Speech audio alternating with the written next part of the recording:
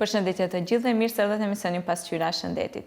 Që nga lindja, të gjitha foshnjët, fëmijët, kalojnë disa kontrolla ortopedike me qëllim të zhvillimit të mirë funksional të sistemit muskuloskeletor. Pikërisht sot do të flasim për problemet ortopedike që mund të paraqiten tek fëmijët. Sa shpesh duhet të vizitojnë një ortoped specialist, prindërit, me qëllim që fëmijët e tyre të mos kenë probleme në zhvillimin e tyre kur të rriten. Me ne sot në studio kemi të ftuar një mjek nga Spitali Neuromedica, një profesor mjaft i nderuar, i cili gjatë të gjithë karrierës së tij mjekësore ka botuar shumë libra, por jo vetëm, i është përkushtuar edhe fëmijëve, edhe të rriturave, të gjithë atyre që kanë probleme ortopedike. Me ne sot në studio kemi të ftuar profesor dr. Đorđe Zafirovski, specijalist për ortopedija i traumatologija. Dobrodošli. Dobro Venajdov, dobar den, pozdrav do gledačite na Alsat televizija. Čest nije da vi imamo danas tuka sa nas, kako vrven profesor i vrven ortoped, već je dolgo i godini v medicinata. Posveten ste na različite problemi, ortopedski problemi, ne samo kaj dецата, туку и kaj возрастните. Меѓутоа, денеска ќе дискутираме околу ортопедските проблеми кај децата. Дали може, професоре, да ни кажете кои се најчестите ортопедски проблеми кои се јавуваат кај децата? Во зависност од периодот и староста на детето, децата имаат различни ортопедски проблеми, ортопедски заболувања. Веднаш после раѓањето ги имаме следните вродени заболувања на локомоторниот систем. Тоа се вродена недоразвиеност на колковите, вродени криви стапала и вроден крив врат. Тука се и породилните повреди, како што се скршеници на клавикулата, скршеници на надлакатната коска, скршеници на бутната коска, повреди на арбетниот столб и повреди и парализи на горните екстремитети поради тракција на новороденото при тешки пороѓаи доваѓа до проксимална парализа на плексус брахиалис и дистална парализа на плексус брахиалис, така да повредениот плексус, повредените нерви и повредениот екстремитет се без никакви движења. Подоцна, актуелни теми во детската ортопедија се доцнењето со проодувањето, одење со внатрешна ротација на долните екстремитети, потоа дете кое накривува, спуштени сводови на стапалата или рамни стапала или дустабан, болки во грбот и деформитети на арбетниот столб. Често родителите ги мачи и привидната или вистинска скратеност на долните и горните екстремитети.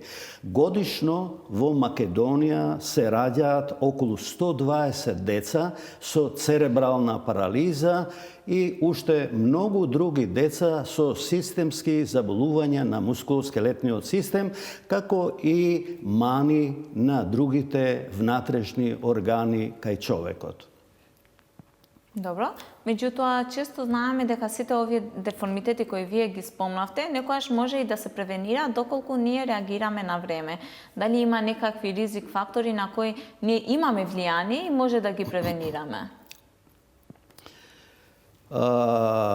Голем дел од вродените заболувања на мускулоскелетниот систем може да се превенираат благодарејќи на ултразвукот, амниоцентезата, фетоскопејата и денес генетските тестови на фетусот. Исто така, постнаталниот скрининг со ултразвук и современите третмани на многу заболувања влеваат надеж и нема место за предвремена грижа за децата, за нашето најголемо богатство кое го имаме. Науката и техниката ќе достигнат совршенство и многу тешки здравствени проблеми кои денес изгледаат нерешливи, утре ќе бидат лесни за решавање на задоволство на децата, родителите и лекарите. Постојат ризик фактори кои ние можеме да ги предвидиме и да ги превенираме деформитетите кај децата. Например, обично сме предпазливи кај првородките, кај карлична презентација на плодот.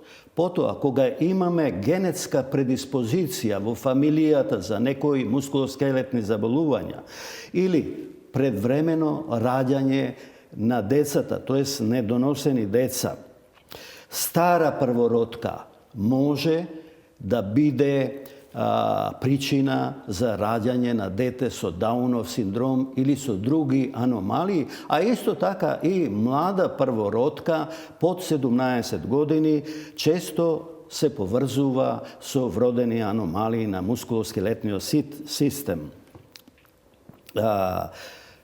Женските деца имаат 4 до 6 пати почеста инциденца на вродено исчашување на колкот, додека машките деца имаат 2 пати почесто појавување кај вродените криви стапала. Карличната презентација на плодот ни зборува дека во околу 33% од новородените се раѓаат со недоволно развиени колкови. Потоа, од која област доваѓаат родителите, мајката, таткото, да речеме, по долината на реката Зета во Црна Гора се раѓаат околу 30% од децата со вродени аномалии на колковите со недоразвиени колкови. Како ќе ги превенираме деформитетите на мускулоскелетниот систем кај децата? Ќе ги превенираме со добро знаење, со искуство и примена на најсовремени техники за пренатална и постнатална диагноза на вродените аномалии и стекнатите аномалии кај децата. Секако. Професоре, вие ги спомнавте сите деформитети кои се јавуваат кај децата, меѓутоа, ако може да ги спомнеме одделно сите и да кажеме, пример, почнувајќи се од проблемите на колкот. Зошто те се јавуваат проблемите со колковите кај децата и кои се тие проблеми со колковите? Интересно прашање. Околу 0,3% до 1% од новородените имаат проблеми со колковите, а особено женските деца. Тие проблеми се недоразвиен колк, луксабилен колк, кој што може да се исчаши, лабав колк. Исто така може да има проблеми со колкот, делумно исчашен колк или потполно исчашен еден или двата колка. Реков дека кај првородките, поради недоволен простор во матката или недоволна амнионска течност во матката или карлична презентација на плодот или лабавост на колковите, поради голем прилив на женски полови хормони кај новороденото, особено кај женските новородени од мајката во детето, има голема можност во текот на раѓањето или веднаш после раѓањето да дојде до нестабилен колк, до исчашен колк и тоа треба да се диагностицира во најрана можна возраст веднаш после раѓањето, бидејќи резултатите од лекувањето се многу подобри ако се отпочне со рано лекување на овие деца кои имаат хендикеп на недоразвиени колкови. Значи има можност на лекување, меѓутоа само треба да реагираат на време сите родители. Така. Меѓутоа, освен проблемот со колкот, имаме и проблем многу деца со проблеми на стапалата, кои се можеби тие клучни моменти кога родителите треба да внимаваат на своите деца и те треба да приметат дека тие имаат проблеми со стапалата. Точно така, не само родителите, туку и педиатрите и ортопедите, а особено родителите може да забележат дека децата имаат спуштени сводови на стапалата. Рамни тамбани или рамни стапала.